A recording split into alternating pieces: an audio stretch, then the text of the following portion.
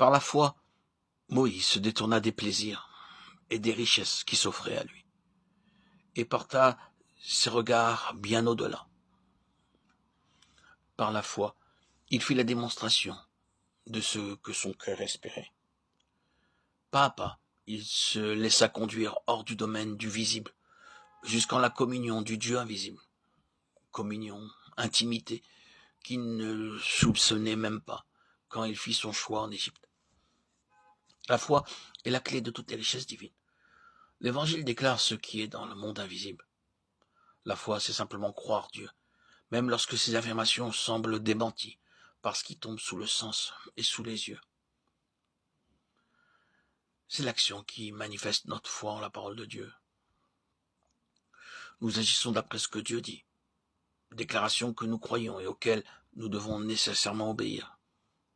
Une foi vivante implique l'action. Une foi qui n'agit pas peut être considérée comme morte. Une acceptation purement intellectuelle de la vérité n'en fera jamais la démonstration pratique. Si nous croyons la parole de Dieu, agissons en conséquence. N'oublions pas cependant que la foi, qui est une démonstration des choses invisibles, demande la communion avec Dieu. Et c'est sur ce point que bien des âmes font naufrage.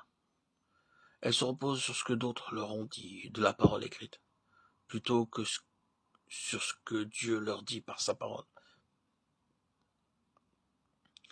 La foi qui porte à Moïse doit avoir comme base la parole du Dieu vivant, telle que le renferment les Écritures. Parole appliquée à l'âme par le Saint-Esprit lui-même.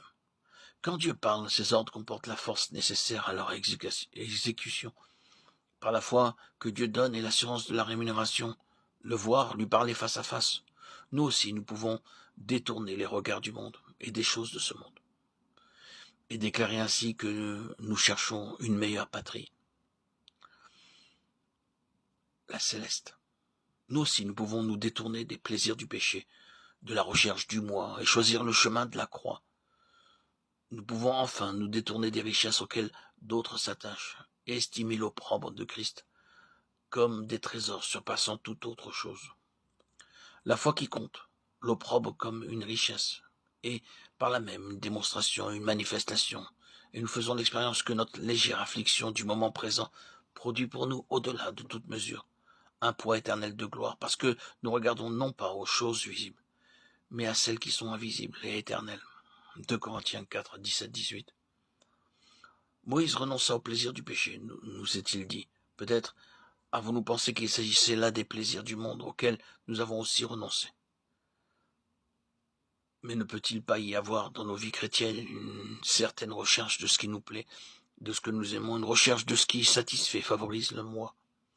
Pour Moïse, ces plaisirs qui se trouvaient à la cour de Pharaon, ces trésors de l'Égypte, c'étaient ceux de l'intelligence, c'étaient les joies d'un milieu cultivé, de l'intimité avec des hommes d'un esprit supérieur.